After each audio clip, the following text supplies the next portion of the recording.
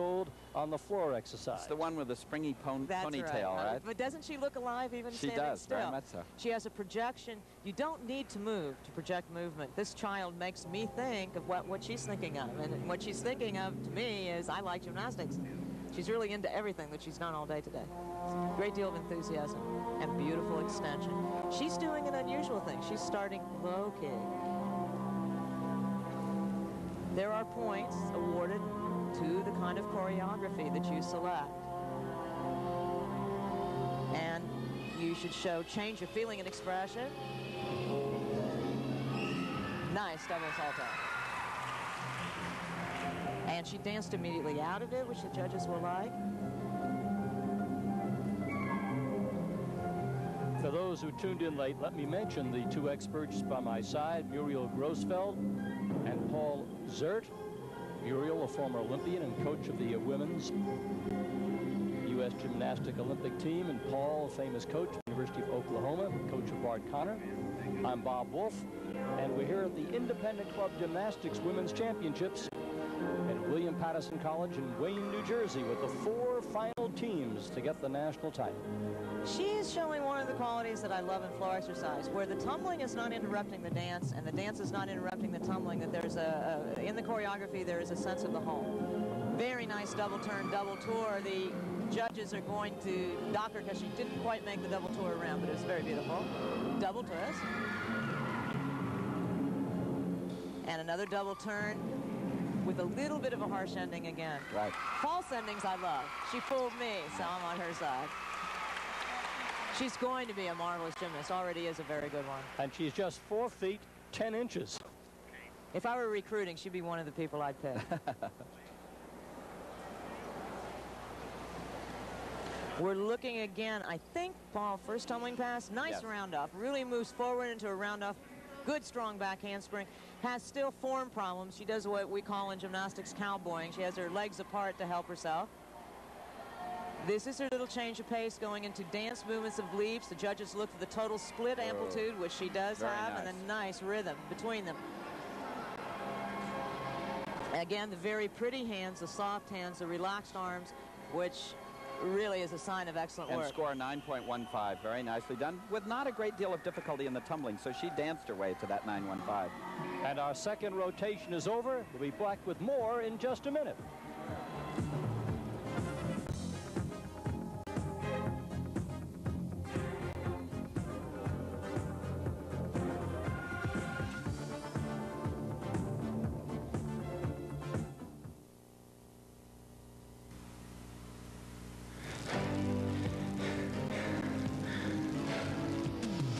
We're enjoying this. We're here at Wayne, New Jersey, William Patterson College. This is the Independent Club Gymnastics Championships. I'm Bob Wolf. You've been hearing by my side from Muriel Grossfeld and Paul Zert. And it's very close. North Star is just barely in front. A long way to go. 2 more rotations. Muriel, your thoughts so far? I think that the level of the competition is extremely exciting. I think the gymnasts are beautiful, really skilled, and it's one of the best gymnastics meets I've been to in a very long time. You were doing great. Even those ponytails I'm looking at now. Paul? I'm very impressed with the level of difficulty. We've seen the Russians, East Germans, and the Romanians do a lot of difficulty. It's nice to see us in the same ballpark. And here we see the standings. North Stars, they're out in front. 91.75. The Gym Cats, 90.25. Marvatines at 90. Then the Burke, so it's close. And now we keep going as we move to our third rotation. And it's very important there, the Gym Cats and the Marvatines, 0.25. That's really tight. And the beam is all set. Here is Colby Silver, 14 years old, from Lake Hiawatha, New Jersey. And her coach tells me that she's got a smile that just lights up a gymnasium. Let's see if she's smiling after this routine. She did a vault mount, which is a typically excellent mount. I like it as a coach because it lets you get up on the beam quickly and leaves you more time for your composition. She just did her leap, which was a little bit rough. And here's her flight series. And she had bad form and back control, so she's in a little trouble there. It's going to be 2 to 3 tenths probably, though. Now she's doing her parts down on the beam, which the judges look to see happens at least once or twice. Oh, that's a little skill for men's gymnastics, for men's parallel bars, I guess, in pommel horse. Do you see how her ankles are shaking? Her thighs are shaking. She is the victim of stomach shakes. Sometimes, no matter how hard you've trained and how many meets you've been in, you get up on the balance beam and the quiver just will not go away. That's maybe what she was quivering about. Her kick over front was super job. She missed her foot. Did you notice that with her left foot? And she was able to get it back on without a fall and to recover very nicely. All you need is one leg to stand on if you have courage and confidence, which she had a lot of confidence about that. It's kind of interesting that her first skills she had trouble with are relatively easier. Then we get to something that hard and she's willing to land on one foot. But she's still scared. She's still shaking a little, but we can see that she's calming down a little. She's getting a little excited, which means maybe she's getting close to the end. They usually all of a sudden look real confident because they go, oh, wow, now my dismount is all over. Oh, and it was plain, simple, nice, full twisting back. She made all the requirements. I think she had good rhythm. Her form was a little poor, but I think generally speaking, we're going to see a pretty good score. And the beam judges have been pretty nice.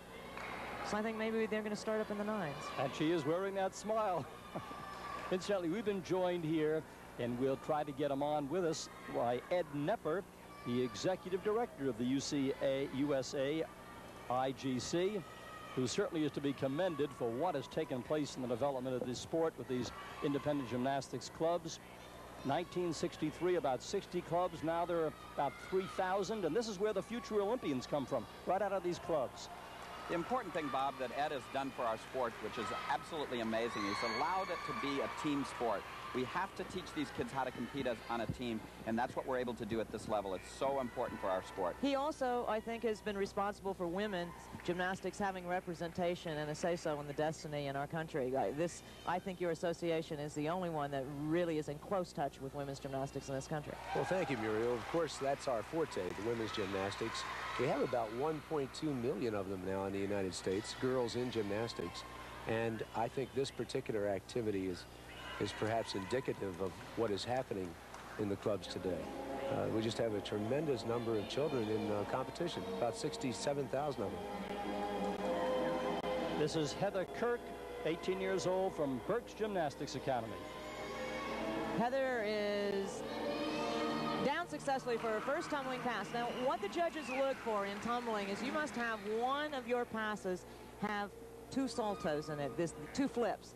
You can do a double back and meet that requirement. Or if, like Heather, you cannot do a double back, then you have to do a salto before you then do a second one in the pass, which she just did and fulfilled that requirement.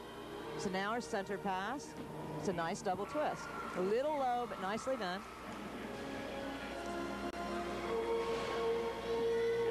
Heather is into her music a little here, and you can see the eyebrows raised and some feeling. Some of the girls work a lot on the choreography themselves. I sometimes think they feel a little more when they do that. Muriel, of course, you should know that I think Muriel has really started choreography the American way. I mean, you've been a real prime mover. And Corinne Wright, we saw her score 9.7. That was one of your routines, so I know you were very proud of that. Oh, I am, and I love doing them because I think that it's fun to do things for individuals. And that is a very rare skill. We don't see it too often, but that was a full twisting back, but with a step down. And she does not have the difficulty level, the height level of the other gymnasts in this competition, but by being a good dancer and by showing very good intelligence in her choreography, she's probably going to score pretty well. This Burke's Club has come along so well within the past years. They've been a tremendous supporter of this activity. But I think Tom has just done a great job with these children. Well, I know, and we were discussing the fact they had so many injuries. Weren't they second last year? Yes, they were second in the competition, and they have been over the last 3 or 4 years. They've been second, and this, of course, is their opportunity tonight to really show their stuff and perhaps come in first. You know, earlier I mentioned the fact that from these clubs come the Olympians. Now, there are 440 colleges with women's teams, but Ed Nepper, by the time they've gotten to college, actually, these girls can show by this time whether they can be Olympians or not. Am I correct? Yes, unfortunately, as they reach the college age, they've gone past the maturity level, you might say, that it takes for a gymnast at an international competition. Can I interrupt that, though? Or that kind of gymnast. I think also that the colleges are not in a position to support an Olympic training program. There is not enough time to do the amount of work and the work on the compulsories. It doesn't work in a college environment. We do not have in college environments 5 hours. So true. And I just want to arbitrarily say there has never been a gymnast, to my knowledge, a woman gymnast selected out of a college program. All of our Olympians, all of our elite gymnasts come from the independent clubs program. Which certainly emphasizes the job that the independent clubs are doing, as we watch right now with This is Mindy. Watching the congratulations to Yvette Clark. Now we swing over to the beam. And now the bars, and there we see the dismount of Yvette Clark. The forte of Andy Antonelli as a coach, I believe, is going to come and play on uneven bars. It's the best event to coach, and he's produced quite a few champions. They may give them a little edge to get a clear hold on second. Right now, it's very close with a, what is it, Paul, 2/10 of a point between the Gymcats and the Marvitines. Bars may help. Boy, did Andy ever surprise us this year. You know, he just moved down from Connecticut about 2.5 years ago and started this club. I know. And he has done wonders. He and Maureen both from Connecticut. Yes. And, the average age of these young girls, I guess about 14 or 15 competing here, but no one under 9 can compete in this competition. Here are the judges that you see making their final decisions. But usually at what age, as we mentioned college, what age do they usually get distracted from this? Oh, distracted. Usually about the age of 16 and sometimes a little bit younger.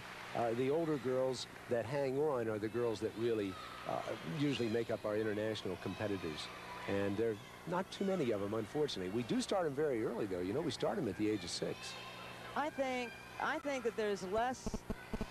I think lots of coaches are fond of saying that the boys come along and all these things change and that's what happens. I don't think that's what happens. I think our country is really large and we need more good programs like this for them to show their skills. I think the biggest problem is you work so hard.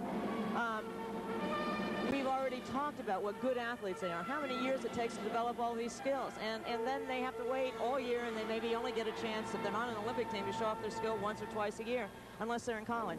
We need more of these kinds of events, and I think we'd have more gymnasts out there. Sometimes you work all year and you only get to show your wares for maybe, what, Paul, in a year and 45 minutes worth, an hour, and then it's another year's work. But another thing that we're seeing nicely here, too, it's the job of the coach to adapt the gymnastics to the athlete. And when a girl goes through the maturation process and she develops a less than perfect gymnastics body, it's the responsibility of the coach to adapt the gymnastics to her body. And she'll stay in if you do that. If you expect her to perform way above what she's physically able to do, of course she's going to drop out. That's so true. Kathy Johnson, I think, was a prime example of that. And I also competed till I was 24. I think we're wrong to let them stop before they reach maturity. I think all of these children who have stopped never realized the great potential that they truly had. And I think Paul is right. You have to deal with what happens. 24 may be less ideal, but it's a lot stronger, and it's a lot more mature, and it knows what it's doing mentally, which is the most important part of the whole sport anyway. So I think America would win more often, and gymnastics would indeed be a lovelier sport if we could encourage women to compete, because the men don't stop at 17 years old. And it just makes absolutely no sense. I don't really agree with what everybody says, so I really love to see older gymnasts. I thought Kathy Johnson was 10 times better at 24 than she certainly was at 14. Yeah, that's true. We've just seen Jill Eagles complete a routine. When I was doing my study this week to keep up with you experts, I saw a 2-year-old who was brought to the Gymnastics Academy. I know. I've seen listed classes for toddlers that can't walk yet. Well, and you see this equipment, though. If you play on this equipment, it's fine at that age. I think if you're trying to train gymnasts at an early age, that's very foolish. But this can be a sport where children can learn to play and have fun. It's a very safe one. Far safer than a living room. I mean, look at the floor exercise area, 40 by 40, where they can run and go wild. It's wonderful. It's not even just that. There's a certain point when you were young. I had it. You probably had it, but we probably didn't have anybody to help coach us yet. You love to be upside down at a certain point in time. It makes you much safer and happier the rest of your life. And when you come into a gym and you play, it's the right place to be upside down. And you have a good feeling about yourself and about movement when you've had this chance to play. And that nice routine that we saw by the Berks Academy, 8.95, excellent score. Here now is Kerry Dooley of the Marvitines, elite gymnast, 14 years old. She's coming down, and it's a tuck Tsukahara. Like the first vault we saw in the competition. It was a little to the side of the horse, a little poor in form. Nice height, nice quickness. You know, 5 years ago, we started a program called the Junior Elite Development Program, and Gary Anderson has all of his children involved in this. And their technique, I think you'll see it as we go along, is, once again, I used indicative, but it's indicative of the program, the Junior Elite Development Program, which is conducted by our National Technical Director, Gary Goodson.